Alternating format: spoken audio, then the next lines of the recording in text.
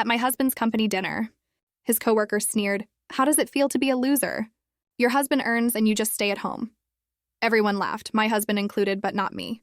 I smiled calmly and asked the CEO, "How does it feel knowing this loser possesses 67% of your firm?" The room hushed completely.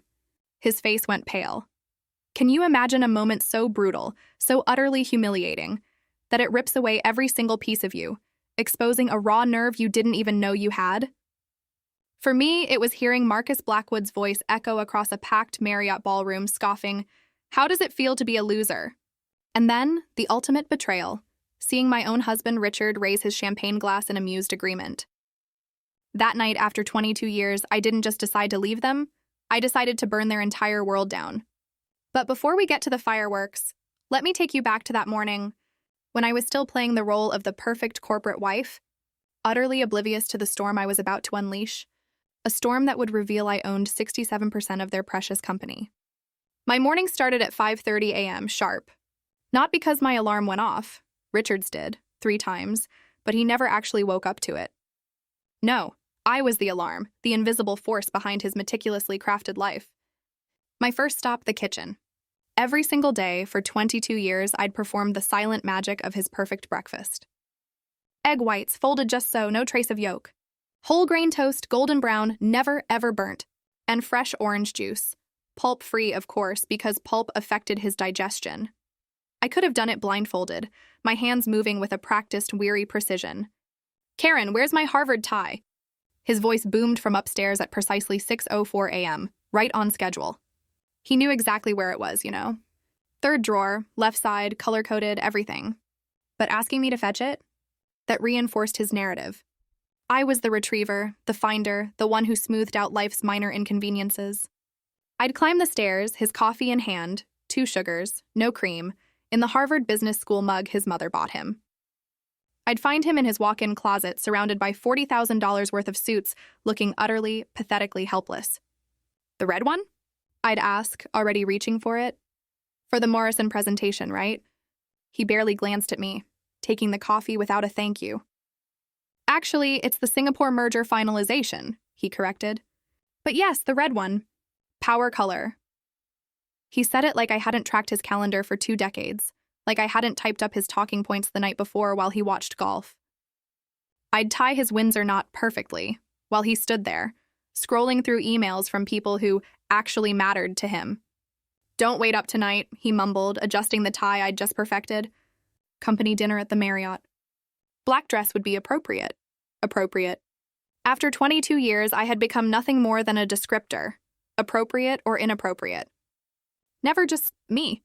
Lunch with my mother at the country club? Oh, that was its own special kind of torture. We sat at our usual table, the one overlooking the tennis courts, where she'd once dreamed I'd be celebrating my own victories, not just Richard's. "Richard must be thrilled about the promotion," she said, but her tone was anything but thrilled. "Senior vice president. Your father would have been impressed." And I thought, impressed? No, my father would have been devastated. He sent me to Columbia Business School. He celebrated when Goldman Sachs offered me that analyst position. He believed I'd conquer Wall Street, not become some suburban housewife whose greatest achievement was remembering her husband's coffee order. "You look tired, dear," she continued, her eyes dissecting my face with that surgical precision mothers perfect over decades. "Are you taking those vitamins I recommended?" "I'm fine, Mother." "You used to say that when you were struggling at Columbia, too. Right before you quit." She set down her fork, her Caesar salad barely touched. "I didn't quit for him. I made a choice." "Yes, and look where that choice led you." She gestured vaguely at my expensive St. John suit, my pearl earrings, my entire meticulously curated existence. "Playing dress-up for his colleagues while your brain rots in that big house." Oh, how I wanted to tell her. About Greystone Capital. About the investment firm I'd secretly built using Dad's insurance money. About the 67% of Nexus Industries I'd quietly acquired through shell companies. About how Richard's entire brilliant career existed because I'd orchestrated it all from the shadows. But I couldn't, not yet. The timing wasn't right. The rest of the afternoon was a blur of preparation for his dinner. 2:00. Hair salon to cover the grays Richard pretended not to notice. 3:30. Manicure, Neutral pink, because anything else was trying too hard. Home by 4:45 to select the black dress he'd already chosen for me. As I was applying my makeup, my phone buzzed.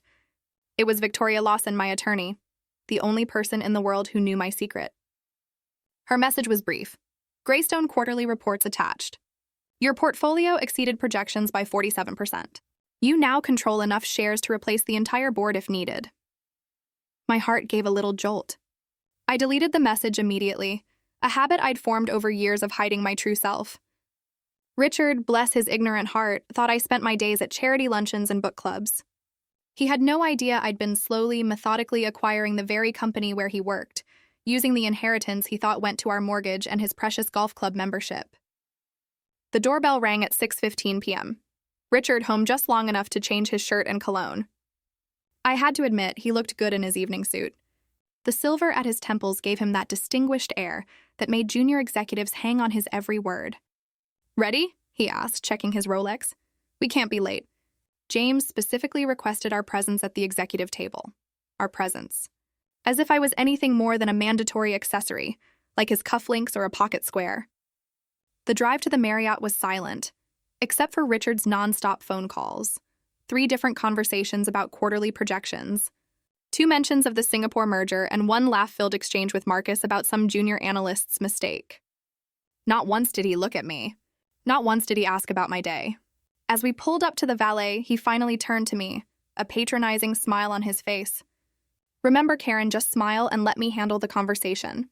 These people don't care about your little hobbies. My little hobbies. Like the investment portfolio worth more than his entire career. Like the company shares that could end his professional life with a single phone call to the board. Of course, Richard, I said, perfecting the smile I'd worn for 22 years. I know my place. I stepped out of the car, smoothing my appropriate black dress. I didn't know it then, but in just 3 hours, Marcus Blackwood would call me a loser. I didn't know Richard would laugh. I didn't know that I'd finally drop the mask and reveal that the perfect corporate wife they'd all dismissed actually owned everything they held dear. But for now, I walked through those grand doors, ready to play my part one last time. The marble floors of the ballroom gleamed under the chandelier lights, and I automatically took my usual position, 3rd table from the window. Close enough to seem involved, far enough to remain utterly invisible. The perfect corporate wife, counting down the minutes until my quiet resurrection. Or so I thought. What I hadn't counted on was Marcus Blackwood. He decided tonight was the night to make me his personal entertainment. I'd just settled into my seat, the leather still cool against my legs, when his shadow fell across my table. Marcus moved through that ballroom with the swagger of a man who'd never once been told no. His Italian shoes clicked on the marble, announcing his arrival even before his voice did. Well, Karen Winters, hiding in the corner as usual. His Rolex caught the chandelier light as he pulled out the chair beside me without invitation, the metal scraping against the floor, making nearby conversations pause. Then the cologne hit me. Tom Ford applied with the subtlety of a fire hose. I'm not hiding, Marcus. Just enjoying my wine. Of course you are. He signaled a waiter for another scotch, then turned his full attention to me, his eyes scanning like he was appraising real estate. Richard tells me you keep yourself busy these days. What do you do exactly, Pilates? Maybe some charity work? The condescension dripped from every single word. This was Marcus's favorite game. Finding the wives at these dinners and dissecting their lives for sport. Last quarter, he'd reduced Tom Bradley's wife to tears, asking about her little pottery hobby. I manage our investments, I said, keeping my voice level even. His eyebrows shot up in mock surprise. Investments? You mean like choosing between mutual funds at the bank? He laughed, the sound sharp, grating. That's adorable. Richard's lucky to have someone managing the household finances. Very traditional. Actually, I studied finance at Columbia before. Columbia! He interrupted, his voice rising, ensuring adjacent tables could hear. No kidding. And you use that Ivy League education for what exactly? Clipping coupons? Planning the grocery budget? Eleanor Harrison, 2 tables over, visibly turned in her seat, suddenly interested. Her husband, James, the CEO, glanced our way with mild curiosity. The ripple effect had begun. Marcus's voice was better than a dinner bell for attracting attention. Tell me, Karen, he continued, swirling his scotch, the ice cubes clicking like dice in a casino. I'm genuinely curious. You wake up every morning in that beautiful Westchester house, paid for by Richard, of course, and then what? Yoga class? Book club with the other wives? Marcus, I don't think... But he was already standing, his voice projecting across the ballroom like he was giving a presentation. Ladies and gentlemen, I'm conducting important research here. The room's attention shifted toward us like flowers following the sun. Conversations died mid-sentence. Even the waiters slowed, sensing drama. I'm trying to understand the modern housewife experience, Marcus announced, gesturing toward me with his glass, amber liquid threatening to spill. Take Karen here. Columbia-educated, presumably intelligent, and she's chosen to, what's the phrase, lean out? Opt out. Patricia, Richard's secretary, had her phone out now, probably recording. 2 junior executives at the bar had turned completely around. The question is, Marcus continued, his theatrical performance reaching its crescendo. How does it feel to be a loser? The word landed in the sudden silence like a judge's gavel. My stomach dropped. I mean, seriously, he pressed on, feeding off the nervous laughter beginning to bubble up from various tables. Your husband earns millions. He's closing deals that reshape entire markets. He's building an empire. And you? You just, what? Arrange flowers? Plan dinner parties? Wait for him to come home and tell you about the real world? The laughter wasn't nervous anymore. It rolled through the ballroom in waves. Genuine, cruel, unanimous. James Harrison actually raised his bourbon in a mock toast. Eleanor's smirk was visible from across the room, her diamonds catching the light as she leaned toward another wife to whisper something that made them both giggle. But none of it compared to what happened next. My vision tunneled as I searched for Richard's face in the crowd. He'd defend me. He had to. 22 years of marriage meant something, right? The vows we'd exchanged, the life we'd built, the sacrifices I'd made. Surely they counted for something. I found him. Standing near the bar, his champagne flute raised, his face lit with genuine amusement. Not the polite, uncomfortable smile of someone trying to navigate an awkward situation. Not the tight expression of a husband watching his wife be humiliated. No, he was laughing. Really laughing. His shoulders shook with it. His eyes crinkled at the corners the way they did when he watched his favorite comedians on Netflix. He clinked glasses with another executive, both of them finding my humiliation genuinely entertaining. The room tilted. Or maybe I tilted. The chandelier light suddenly felt too bright. The laughter too loud, echoing off marble and crystal until it seemed to come from everywhere at once. The word loser bounced around the space, defining me, redefining me, erasing 22 years of existence and replacing it with a single devastating label. In that moment, 1,000 memories flashed through my mind, each one a fresh cut. I thought about the 2 miscarriages Richard never knew about. The first while he was in Tokyo closing a deal. I bled alone in our bedroom, too afraid to call him, to disrupt his meetings. The second during his Singapore merger. I drove myself to the hospital, told the nurses my husband was traveling for business, and held my own hand through the pain. I remembered the nights spent alone in our king-sized bed while he entertained clients. The birthdays he'd missed. The anniversary dinners canceled for emergency board meetings. The slow, agonizing disappearance of the woman I'd been at Columbia, dissolving into the role of Richard's supporting cast. Marcus was still talking, his voice distant now, like hearing someone through water. Maybe we should start a reality show. Real housewives of failed ambitions. More laughter. Richard's still the loudest of all. My hands, which had been shaking uncontrollably, stopped.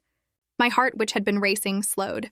Something inside me, something I'd buried under years of appropriate dresses and neutral nail polish, suddenly cracked open. The wine glass was still in my hand. I set it down with deliberate precision, the base meeting the table with a soft click. My wedding ring, 3 carats chosen by Richard's mother, caught the light as I released the stem. For 22 years I'd been afraid. Afraid of disrupting Richard's career. Afraid of embarrassing him. Afraid of being too much, too loud, too visible. But sitting there, surrounded by people who saw me as nothing more than a failed ambition, a cautionary tale, a loser. I realized something. I wasn't afraid anymore. The Greystone Capital documents were in my safe at home. 67% ownership of Nexus Industries. Acquired quietly, methodically, over 7 years through shell companies and private equity maneuvers. Richard's entire career? Marcus's job. James Harrison's position as CEO. All of it existed at my discretion. They just didn't know it yet. But they were about to. I stood slowly, my movements deliberate, controlled, smoothing my black dress as I rose. The laughter was still echoing, bouncing off crystal and marble, but something in my posture made Marcus hesitate mid-chuckle. "You're absolutely right, Marcus." My voice cut through the noise like a blade through silk. Calm, dangerous. "I am a loser." He grinned wider, thinking I was admitting defeat, raising his scotch in mock victory. Others leaned in, sensing fresh blood in the water. "A loser who owns 67% of your company." The words hung in the air for a heartbeat. Then two, then three. Marcus's glass stopped halfway to his lips. Someone coughed. A fork clattered against a plate. I turned to face James Harrison directly, the CEO who'd barely acknowledged my existence for 7 years. His bourbon was frozen in midair, his face shifting from amusement to utter confusion. "James," I said, "how does it feel to know that the loser housewife you've been laughing at controls Nexus Industries through Greystone Capital?"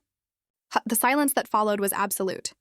I could hear the soft hum of the air conditioning, the distant clatter of dishes in the kitchen 3 rooms away, the whisper of Eleanor Harrison's silk dress as she shifted in her seat. Richard's champagne flute slipped from his hand. The crystal shattered against the marble floor with a sound like breaking bones. Champagne spread in a golden puddle that caught the light. Nobody moved to clean it. Nobody moved at all. "That's not—" James started, his voice cracking. He cleared his throat, tried again. "Greystone Capital is a private equity firm out of Manhattan. We've never met the principals." "No," I agreed, walking closer to his table, my heels clicking with each deliberate step. "You haven't. You've met their representative. Every quarter for the past 7 years, you've sent your reports to a post office box in White Plains. You've deposited dividend checks into accounts managed by shell companies. You've accepted board decisions delivered through lawyers who've never revealed their client's identity." I stopped directly in front of him, close enough to see the sweat beading on his upper lip. 7 years ago, Nexus was 48 hours from bankruptcy. My voice carried across the silent ballroom, reaching every corner, every ear. Even the waiters had stopped moving, holding their trays like statues. Brennan Corp's hostile takeover was almost complete. Your stock had dropped 70%. 3 major clients had pulled their contracts. The board was meeting every 6 hours, trying to find a miracle. James's hands were shaking now, his bourbon trembling in his glass. Then Greystone Capital appeared, I continued, a bailout offer that seemed too good to be true. $40 million in immediate capital, restructuring of all debt, new credit lines. The only cost was majority ownership, 67% to be exact. I pulled my phone from my purse, opened an encrypted file, and set it on James's table. The Greystone Capital letterhead was clearly visible, along with my signature as managing director. My money, my terms, my control. Patricia had her phone out, recording everything. 2 executives near the bar were frantically texting, probably their lawyers. Marcus still hadn't moved, hadn't blinked, his scotch suspended in space like he'd been frozen in amber. Every major decision for the past 7 years, I continued, my voice gaining strength with each word, every executive hire, every bonus package, every strategic pivot, they all required approval from Greystone. From me. I turned to look at Richard, who was standing in a puddle of champagne, his face the color of old paper. "Including your promotion to senior vice president, Richard, the board wanted to go with outside talent, but Greystone insisted on promoting internally." I insisted. "I thought you deserved the chance to prove yourself." His mouth opened, closed, opened again. No sound came out. "The Singapore merger that made your career? Greystone provided the bridge financing. The Morrison account you're so proud of? I played golf with Morrison myself to seal that deal. You just presented the paperwork I'd already negotiated." "Karen, what? How is this?" Richard's voice was barely a whisper. His executive confidence shattered like the champagne flute at his feet. "The Greystone deal saved my career. I was promoted because of that merger. I thought it was a Wall Street firm, a consortium of investors. It was one investor," I said. "Your wife. The loser who sits at home arranging flowers." James Harrison was fumbling for his phone now, his fingers clumsy with panic. "This has to be verified. Legal needs to call them." "Call your head counsel," I said calmly. "Ask him about the emergency board meeting Tuesday. He received the notice an hour ago." James's face went from red to white as someone answered his call. He turned away, whispering urgently, but we could all hear the response through the phone speaker. Yes, sir. Greystone Capital. They've called an emergency meeting. They have the votes to replace the entire board if they want. Marcus finally found his voice, though it came out strangled. This is impossible. You're just a housewife. You don't even work. I work, I said, turning to face him. I've been working every day for 7 years, building positions, acquiring shares through secondary markets, managing a portfolio worth $800 million. I just did it from my home office while you thought I was at book club. Eleanor Harrison finally spoke, her voice shrill with panic. James, what does this mean? The house in the Hamptons. The yacht.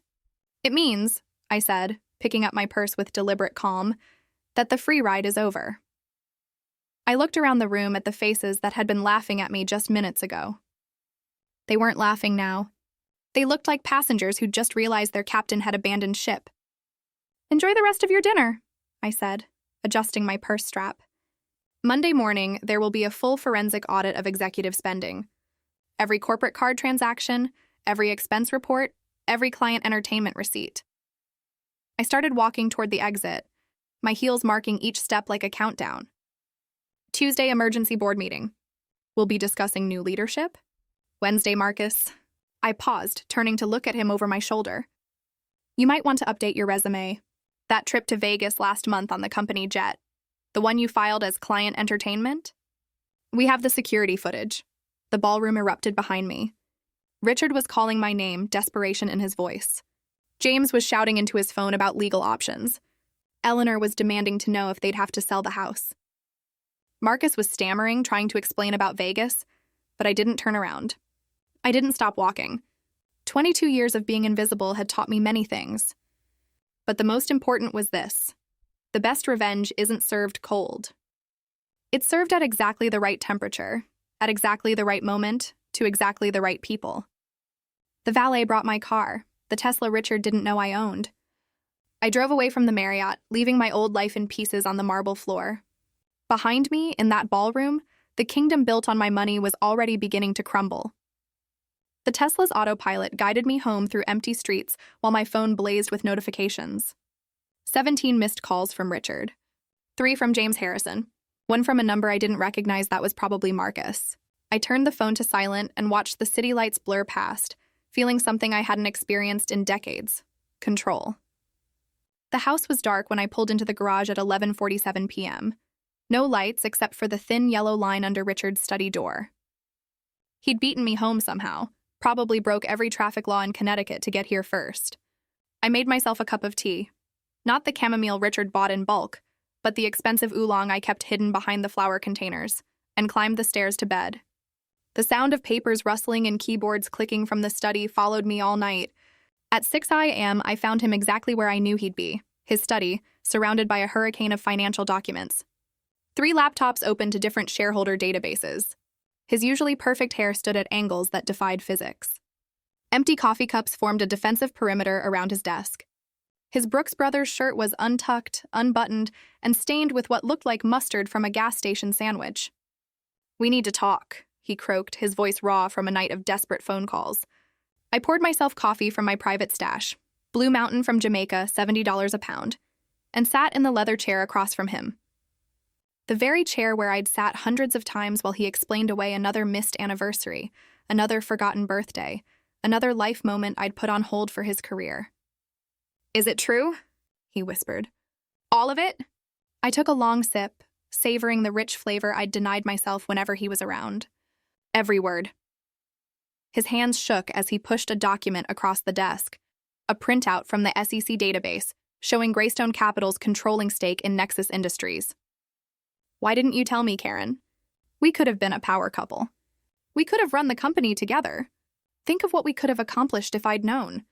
A laugh escaped before I could stop it. Sharp and bitter as black coffee. "Together, Richard. You told your golf buddies I dabbled in investments, like it was a cute hobby. You introduced me at last year's Christmas party as someone who used to have career ambitions before she found her true calling as a wife." He flinched but pressed on, his desperation overriding his shame. "That was just talk. You know how those guys are. I had to maintain an image. An image of what? I countered. A successful man with a decorative wife? A breadwinner with a dependent? Tell me, Richard, in this fantasy where we run Nexus together, would I still be making your breakfast every morning at 5:30? The doorbell rang at exactly 9 white a.m., saving him from answering my question. Victoria Lawson stood on my doorstep with 3 associates, all carrying bankers' boxes. They looked like a legal SWAT team. "Good morning, Karen," she said, a glint in her eye. "Ready to change some lives?" I led them to my home office, the room Richard thought contained my scrapbooking supplies. His jaw dropped as Victoria's team transformed it into a war room, covering every surface with documents, laptops, and evidence boxes. "The forensic audit is complete," Victoria announced, spreading reports across my desk like tarot cards revealing corporate futures. "It's worse than we thought." She pulled up security footage on her laptop. There was Marcus, boarding the company jet with 2 women who were definitely not clients. The timestamp showed a Wednesday afternoon when he was supposedly in budget meetings. 17 trips to Vegas in the past year, all expensed as client entertainment. Total damage, $450,000. The next file showed James Harrison's brother-in-law's consulting firm, $3 million in contracts for services that were never rendered. The company didn't even have an office. It was registered to a residential address in Jersey. More documents, more corruption. 7 years of executives treating Nexus like their personal piggy bank, while I remained silent in the shadows. "We can destroy them all," Victoria said, her eyes gleaming with legal bloodlust. "The question is, how much damage do you want to inflict?" I thought about 22 years of being introduced as Richard's better half, as if I wasn't a whole person. 22 years of having my opinions dismissed, my intelligence undermined, my existence reduced to an accessory.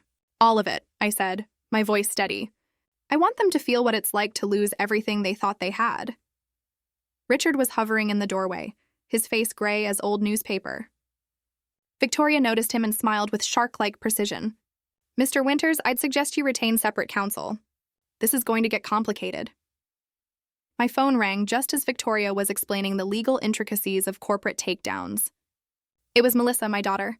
Her face on the screen, from her high school graduation, looked so much like me at that age, before I disappeared into Richard's shadow. "Mom!" she cried. "Dad just called me crying. He says you've destroyed his career. What's happening?" I stepped onto the balcony, away from Richard's desperate eyes. "Your father and his colleagues humiliated me at a company dinner. They called me a loser for being a housewife. They laughed at me, Melissa. Your father laughed along." Silence stretched between California and Connecticut. "So I told them the truth, that I own the company, that I've owned it all along." "Wait, what?" "You own Dad's company?" I explained about Greystone Capital, about saving Nexus from bankruptcy, about hiding my power for 7 years while being treated like furniture. Another long pause. "So you mean you've been running things all along while Dad took credit for being some business genius?" "Yes." "Holy Mom," she breathed. "That's the most badass thing I've ever heard. It's about time you stopped letting him treat you like staff. Remember when he made you skip my recital for his client dinner? When he forgot your birthday 3 years in a row? When he told everyone at Thanksgiving that you'd given up your little career dreams to support him?" I'd forgotten she'd been listening all those years, filing away every slight, every dismissal. "I'm proud of you, Mom," she finished, for finally standing up. After we hung up, I found Victoria had set up a laptop showing Nexus's internal communication system. "I thought you might want to see this," she said with a sly smile. An anonymous email had reached every Nexus employee 2 hours ago. Subject line: "What your executives don't want you to know." The message contained select portions of the audit findings: Marcus's Vegas trips, James's nepotism, the executive team taking million-dollar bonuses while laying off 200 employees last Christmas. Within minutes, the company's Slack channels had exploded, years of resentment pouring out in digital form. "Did you send this?" I asked Victoria. She just shrugged. Whistleblowers are protected by law. Could have been anyone with access to this information. My inbox was already filling with messages from Nexus employees. The most surprising was from Patricia, Richard's secretary. "Mrs. Winters, we always knew you were different. You remembered our names. You asked about our families. You treated us like people, not servants. Thank you for finally holding them accountable." More messages flooded in. Stories of harassment ignored by HR, qualified women passed over for promotions, executives taking credit for their subordinates' work. The revolution I'd started had found its own momentum, fueled by years of accumulated injustice. Richard stood in the doorway, watching his world crumble in real time on multiple screens. "You planned this," he whispered. "You've been planning this for years." "No, Richard," I corrected him, my voice firm. "I've been surviving for years. The planning started last night, when you laughed while they called me a loser." Victoria checked her watch and smiled. "It's 8:05, shall we watch the show?" She opened her laptop to a financial news site just as the clock hit 9 a.m. Monday morning. The headline appeared immediately: "Breaking, Nexus Industries under SEC investigation following whistleblower report." Within seconds, my phone erupted with notifications. The forensic audit had been delivered simultaneously to every board member's personal email, the SEC's Enforcement Division, and journalists at the Wall Street Journal, Bloomberg, and Reuters. Victoria's team had orchestrated a surgical strike designed for maximum impact. "Marcus Blackwood is about to have a very bad morning," Victoria said, pulling up the Nexus security feed on her tablet. The timestamp read 9:17 a.m. Marcus was at his desk, probably reading the email detailing his Vegas trips, his expense fraud, and the harassment complaints HR had buried. His face went from confusion to panic to pure terror as he realized what was happening. By 9:24 a.m., 2 security guards appeared at his office door. The entire 10th floor had gathered to watch through the glass walls as they escorted him out, making him surrender his company car keys at reception. Someone, probably one of the assistants he tormented, was filming on their phone. "That video will be viral within the hour," Victoria predicted. She was wrong. It took 20 minutes. Richard was pacing behind us, his phone buzzing constantly. "The office is in chaos," he said, reading his texts aloud like a war correspondent. "James is having a breakdown. 3 executives just resigned. The stock is dropping. Karen, please, you have to call this off." I turned to look at him. Really look at him for the first time that morning. His eyes were bloodshot, his shirt wrinkled, his hands trembling. This was Richard without his armor of success. "Call it off," I repeated, my voice ice cold. "Did you call off the laughter when they mocked me? Did you call off the 22 years of introducing me as your better half, like I was an appendage instead of a person? That's different," he pleaded. "You're right," I said. "It is different. Because this is just business, Richard. That was personal." Tuesday morning arrived, gray and drizzling. Perfect weather for a corporate funeral. I dressed carefully in the red Chanel suit I'd bought years ago, but never worn. Richard had called it too aggressive for a woman. Today, aggressive was exactly what I wanted. Victoria and I arrived at Nexus headquarters at 9:45 a.m., 15 minutes before the emergency board meeting. The building felt different, quieter, tenser, like everyone was holding their breath. "Mrs. Winters?" The security guard at the desk looked confused. "I don't have you on the visitor list." "I'm not a visitor," I said, handing him my Greystone Capital business card. "I own the building." The elevator ride to the 40th floor felt like ascending to a throne. Victoria carried a briefcase full of evidence that would end careers, while I carried 22 years of suppressed rage, refined into cold purpose. The boardroom door was solid mahogany, designed to intimidate. I pushed it open without knocking. 12 board members sat around the table like defendants awaiting sentencing. James Harrison was at the head, or what used to be the head before I arrived. His face was haggard, aged 10 years overnight. I walked directly to his chair and stood beside it, waiting. "That's the chairman's seat," he said weakly. "Yes, it is." The silence stretched until he stood, gathering his papers with shaking hands, and moved to a side chair. I sat down in what had always been my rightful place. "Greystone Capital is no longer a silent partner," I announced, my voice filling the room. "As majority shareholder, I'm exercising my right to direct oversight of this company." James tried to rally. "You can't just—" I slid a folder across the table. The thud echoed in the silence. "Embezzlement, fraud, breach of fiduciary duty. Your brother-in-law's fake consulting firm. The condo in Miami you bought with company funds. Should I continue?" And his face crumbled like old parchment. "Effective immediately, your resignation is accepted. Your golden parachute is revoked. Your stock options are void. Security is waiting outside." 30 years, he whispered, defeated. "I built this company for 30 years. No, James, you inherited a company I saved from bankruptcy and spent 7 years looting it." "There's a difference," Security entered. 2 guards who'd probably made minimum wage while James collected million-dollar bonuses. The poetry of it wasn't lost on anyone as they escorted him out. Now, I continued, turning to the remaining board members, let's discuss new leadership. We should conduct a search, one ventured. Hire a firm, evaluate candidates. No need. Dr. Amelia Foster will serve as CEO, effective immediately. The room erupted in protests. She's just an operations manager. We need someone with CEO experience. The shareholders will revolt. I am the shareholders, I reminded them, my voice cutting through their noise. And Dr. Foster has been essentially running this company for 5 years while you gentlemen played golf. The door opened and Amelia entered. She wore a simple navy suit but carried herself like she owned the world, which, in a way, she was about to. Behind her, 2 assistants wheeled in presentation boards. Gentlemen, she began, her voice steady and confident.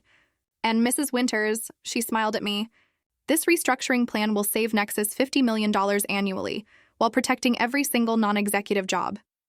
She walked them through her vision, cutting executive perks, not workers, investing in innovation, not yacht club memberships, promoting based on merit, not connections. This, I said when she finished, looking at the stunned board, is what competence looks like. You've just forgotten because you've been promoting based on golf handicaps instead of ability. That evening, I found Richard in our kitchen, staring at his phone like it held his death warrant. In a way, it did. Brennan Corp offered me a position, he said without looking up. Entry-level business development, 53 years old, and they want me to start over as an account coordinator. The same position he'd held at 25, the same position he'd mocked others for still having at 40. They know I'm toxic now. Everyone knows my own wife didn't trust me enough to tell me the truth. They think I'm either an idiot who didn't know his wife owned his company or a fraud who knew and lied about it. The irony was perfect, served at exactly the right temperature. How does it feel? I asked, pouring myself a glass of wine, the good stuff, no longer hidden. To have your entire professional worth reduced to your relationship with your spouse? To be defined not by your achievements, but by who you married? He looked up at me then, and for the first time in 22 years, I saw understanding in his eyes. A flicker of something akin to comprehension. But understanding and redemption are different currencies, and his account was overdrawn. The doorbell rang at 7 a.m. Wednesday morning, sharp and insistent. Richard was still in bed. He'd been sleeping in the guest room since Monday, and I was in my office, reviewing Amelia's transition plans for Nexus. Mother stood on my doorstep, her silver hair perfectly coiffed despite the early hour, wearing the pearls father gave her for their 30th anniversary. She never visited without calling first. The whole country club knows, she said, stepping past me into the foyer. Eleanor Harrison was there yesterday, crying into her mimosa about losing their house. Margaret Blackwood has already unfriended me on Facebook, as if Marcus's Vegas trips were somehow my fault. I led her to my office, expecting the usual lecture about proper behavior, about not making scenes, about maintaining dignity even when wronged. That was Mother's way. Suffer beautifully, never messily. Instead, she sat down carefully in Victoria's chair and pulled a worn manila folder from her purse. Her hands trembled slightly as she opened it. "Do you know what these are?" she asked. I looked closer. My Columbia transcripts showing a 3.9 GPA. The acceptance letter to Harvard Business School that I turned down. The job offer from Goldman Sachs, an analyst position with a starting salary that would be impressive even today. "You kept these?" I whispered. "I've carried these for 23 years. Karen," she said, her voice thick with emotion, "waiting for you to remember who you were before him." She spread the papers across my desk, each one a ghost of the life I'd abandoned. "You were brilliant. Not just smart, brilliant. Professor Hicks called you the most promising student he'd had in a decade. Goldman fought 2 other firms for you, and you gave it all up for a man who introduced you as his better half. Like you were just a fraction of a person." Tears were running down her cheeks now, something I'd only seen twice before, at Father's funeral. And when I told her I was leaving Columbia, "When your father died and left that insurance money, $2 million, I thought you'd use it to go back to school, to start your own firm, to become the woman he'd raised you to be. Instead, I used it to save Richard's company, without taking credit, without even telling him it was my money. I let him think it was venture capital. Let him present himself as the business genius who saved his startup. She grabbed my hand, her grip surprisingly strong. But I'm proud of you now, Karen, for finally fighting back. Your father would be too. Thursday evening, Richard knocked on my office door. The first time he'd ever done that. He was holding a manila envelope, wearing the gray suit I'd bought him for our 20th anniversary. It hung loose on him now. He'd lost weight in the past 4 days. Can we talk? He asked. I gestured to the chair, but he remained standing, shifting from foot to foot like a schoolboy called to the principal's office. I've had divorce papers drawn up, he said, placing the envelope on my desk. I'm not contesting anything. You can have it all. The house, the cars, our entire joint portfolio. How generous of you, I replied, my voice dry, to give me things I paid for. He flinched but continued, his voice strained. I need something, Karen, some dignity. Maybe a consultant position at Nexus? A reference letter saying I left for personal reasons, something that doesn't make me look like a complete failure. I studied this man I'd once loved enough to sacrifice everything for. His shoulders, once broad with confidence, now curved inward. His hands, which used to gesture grandly when telling his stories, hung limp at his sides. You want dignity? I asked, my voice barely a whisper, but laced with steel. Where was my dignity when you laughed as Marcus called me a loser? Where was it when you told people I dabbled in investments? When you introduced me as someone who used to have career ambitions? That was different. You're right. It was different. You had 22 years to give me dignity, Richard. Every single day you chose not to. You chose to treat me like an employee, a secretary, a maid with a marriage certificate. Why should I show you mercy you never showed me? He stared at the floor, his reflection visible in the polished hardwood. Because you're better than me, he said quietly. You always were. I just never wanted to admit it. Before I could respond, we heard a car door slam outside. Melissa's voice carried through the window. She was on the phone, probably with a friend, laughing about something. My daughter, home from Stanford unexpectedly. She burst through the front door with the energy of youth, calling out, Mom, we need to talk. She found us in my office, took one look at our faces, and her smile faded. You're getting divorced, aren't you? Neither of us answered, which was answer enough. She pulled out her phone, swiping to a photo. Look at this. It was her 5th birthday party. Richard and I, flanking her as she blew out candles on a Barbie cake I'd made from scratch. We were laughing, all 3 of us genuinely happy in that frozen moment. This was before Dad made senior VP, she said, her voice pleading. Before Mom's investments, before any of the garbage that you think matters. We were happy with less. Melissa, Richard started. No, Dad. You don't get to talk. You laughed while Mom was being humiliated. And Mom, she turned to me, her eyes, my eyes, blazing with frustration. You've made your point. You've destroyed Dad professionally. Marcus is apparently working at a used car dealership. James Harrison is under federal investigation. What more do you want? I don't want to lose my family to revenge. Can't we salvage something? I looked at the photo again. That woman in the picture. She'd already given up Harvard to support Richard's dream. She'd already spent her father's inheritance saving his company. The happiness in that photo was built on a foundation of my sacrifices. Sacrifices nobody else even knew about. That family never really existed, sweetheart, I said gently. It was just me pretending everything was fine, while slowly disappearing. Later, at 2 a.m., I wandered through our house like a ghost, haunting my own life. The formal dining room, where I'd hosted countless dinner parties for Richard's colleagues. The living room, where I'd smiled through book club meetings while the other wives discussed their husbands' promotions.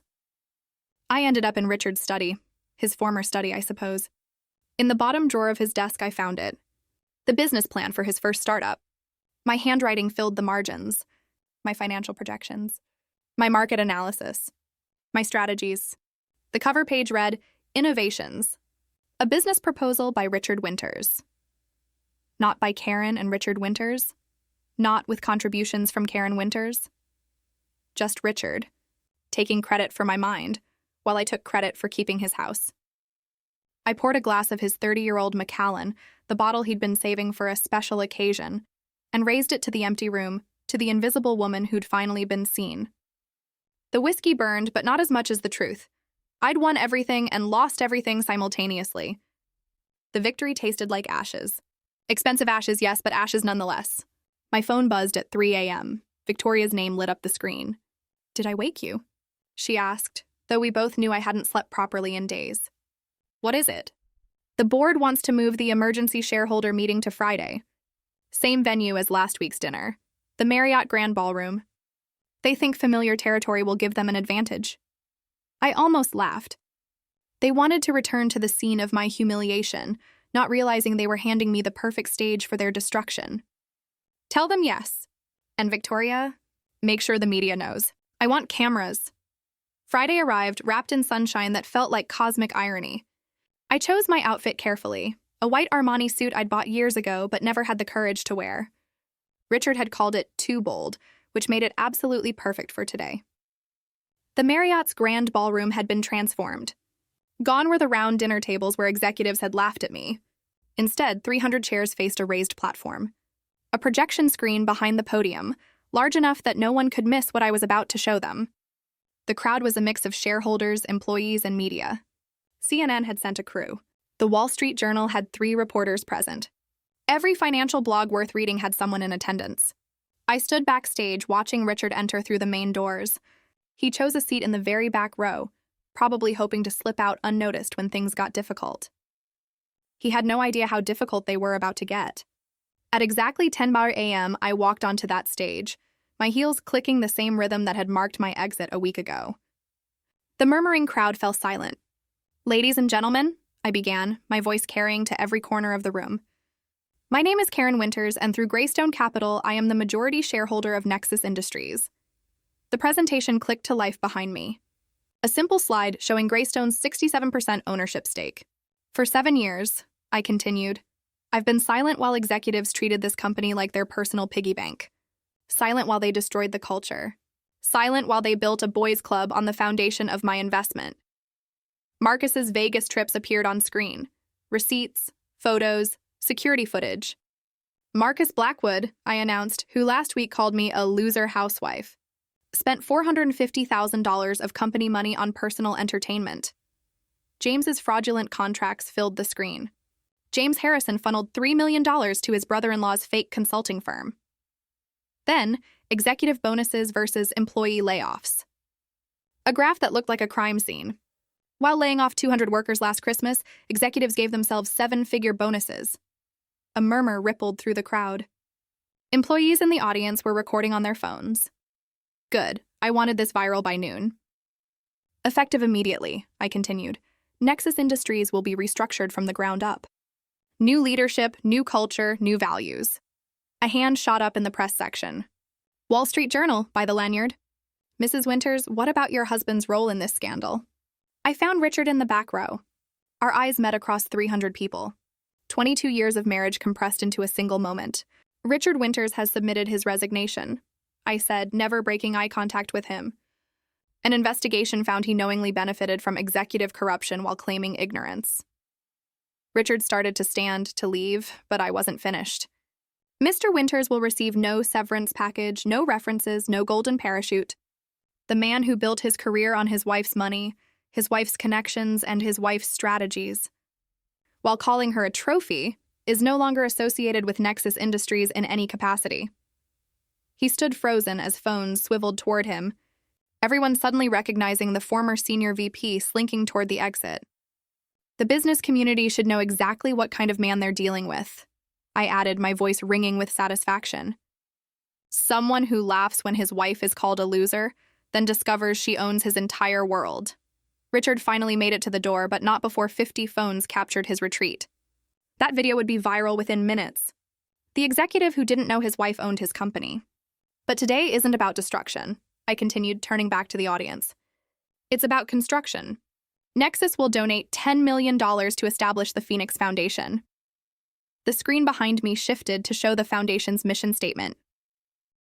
"This foundation will provide scholarships and mentorship for women whose careers were derailed. Women who were told they were just housewives while holding their families together. Female executives passed over for promotion because they didn't golf with the boys. Every brilliant mind dismissed because it came in a dress. This is for you." The applause started slowly, led by the female employees, but it grew until the entire room was clapping. I noticed Eleanor Harrison in the third row. tears streaming down her carefully made-up face. She'd been James's wife for 35 years, invisible at every company function, introduced as James's better half, just like I'd been Richard's. After the meeting, Eleanor approached me, her voice barely a whisper. "I have a degree from Yale," she said, her eyes welling up. "I was going to be a doctor, but James needed support for his career, and I disappeared." "You don't have to be invisible anymore," I told her genuinely. "None of us do." The afternoon brought one final piece of business. Security footage of Marcus's Vegas adventures had mysteriously appeared on every major news outlet's desk. Timely had it online within an hour. But the real destruction came from the email trail Victoria had uncovered. Marcus planning to sabotage female colleagues, including detailed strategies to undermine Amelia Foster's projects. By 6 p.m., his LinkedIn profile was a disaster zone. Women he'd harassed over the years found courage in numbers, sharing their stories in the comments. Former colleagues detailed his bullying. One brave intern even posted screenshots of inappropriate messages he'd sent her. At midnight, my phone buzzed with a text from an unknown number. I knew it was Marcus. "You've destroyed my life," it read. I typed back carefully, "No, Marcus. I've revealed it. There's a difference." I sat down my phone and walked to the window overlooking the city. Somewhere out there, Richard was learning to be nobody special. Marcus was discovering what it meant to be truly seen. James was probably consulting with lawyers who couldn't help him. And I was finally, after 22 years, visible. The white suit hung in my closet, still pristine despite the day's battles. Tomorrow I'd wear something else, be someone else. Not Richard's wife, not even Greystone Capital's owner. Just Karen Winters, whoever that turned out to be. The city lights twinkled below like earthbound stars, each one representing someone's dream, someone's struggle, someone's triumph.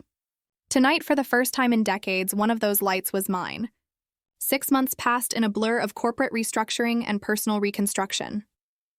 October arrived with its familiar chill, and I found myself standing in the transformed headquarters of Nexus Industries, barely recognizing the place where Richard had spent more time than he'd ever spent at home. Amelia met me at reception, her CEO confidence radiating from every gesture. 40% profit increase, she said without preamble, leading me through halls that hummed with a different energy. And we did it while implementing 6 months of paid family leave. The executive floor had been gutted and rebuilt. Gone were the dark wood panels and portraits of white-haired men in suits. The walls now showcased the company's actual builders, the engineer from Mumbai who revolutionized their supply chain, the single mother from Detroit who designed their best-selling product, the former refugee from Syria who transformed their customer service. "James's old office?" I asked. "Nursing room for new mothers," Amelia smiled. "We have 14 employees using it regularly. His mahogany desk makes an excellent changing table." The old executive dining room had been converted into an open cafeteria where everyone ate together. No more segregation by salary level. I watched a junior developer sitting with the CFO, both eating the same subsidized lunch, discussing something that made them both laugh. "You did this," Amelia said, handing me a folder thick with letters. "These are from employees. They wanted to thank you for saving their jobs, for changing the culture, for giving them hope." I opened one at random. "Mrs. Winters, I've worked here for 15 years. For the first time, I feel valued. My ideas matter." My voice is heard. "Thank you for burning down the old boys' club so we could build something better." "I just lit the match," I said. "You built this." Spring brought Melissa's graduation from Stanford. I arrived early, claiming a seat in the third row, close enough to see her face when she walked across that stage. The crowd filled in around me, proud parents, grandparents with cameras, siblings looking bored. Then I saw him. Richard stood by the entrance, scanning the crowd uncertainly. He was thinner, his suit off the rack instead of custom-tailored. His hair had gone completely gray in the past 6 months. When our eyes met, he froze. He looked like he might turn and leave, but then started walking toward me, each step careful and measured. "Hello, Karen." His voice was different, quieter, uncertain. The commanding executive tone had been replaced by something almost humble. "Richard." I gestured to the empty seat beside me. "It's a free country." We sat in silence for a moment before he spoke again. "I've been in therapy twice a week for 6 months." He stared at his hands, no wedding ring, no Rolex. "I understand now what I took from you," What I stole. Not just your money or your ideas, but your identity. Your dreams. 22 years of your life. The apology sounded genuine, but I felt nothing. No anger, no satisfaction, no residual love, just emptiness where feelings used to live. I'm glad you're learning, I said, then turned my attention back to the stage. After the ceremony, Melissa found us standing awkwardly apart. Dad's working at a startup in Palo Alto, she told me later, after Richard had shuffled away. Junior consultant. Makes about what a recent college grad would.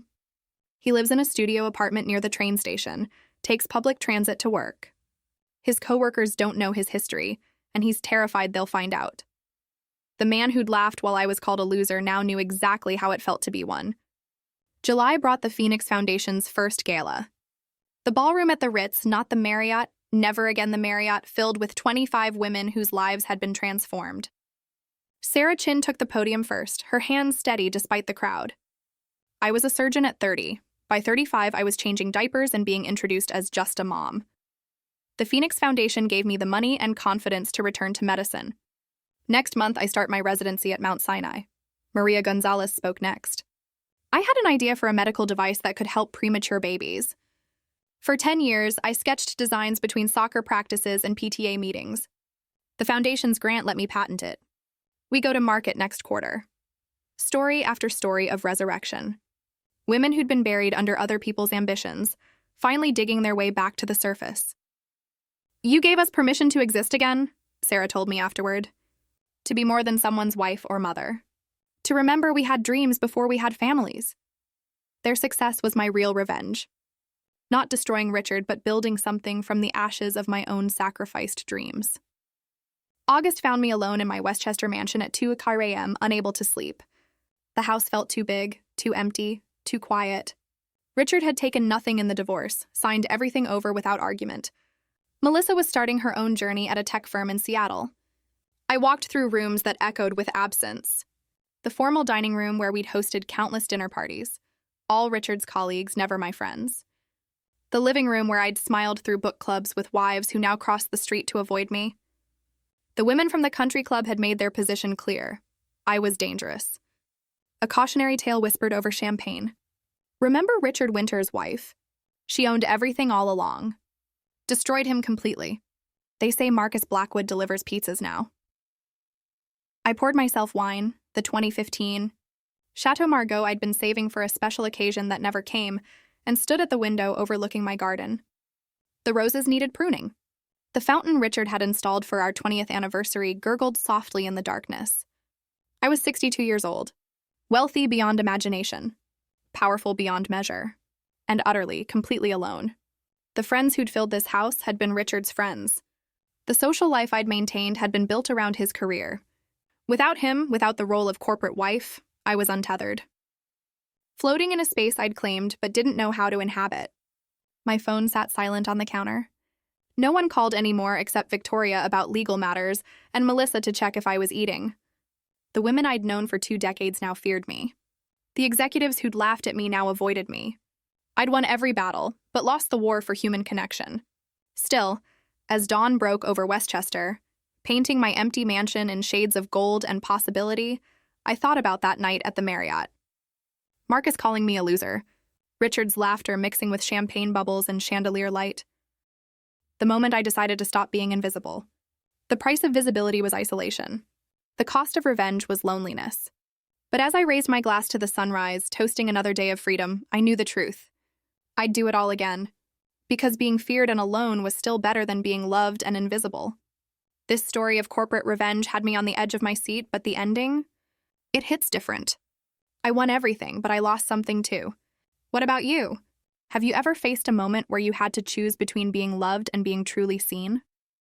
What would you have done in my place? Tell me in the comments below. I really want to know what you think.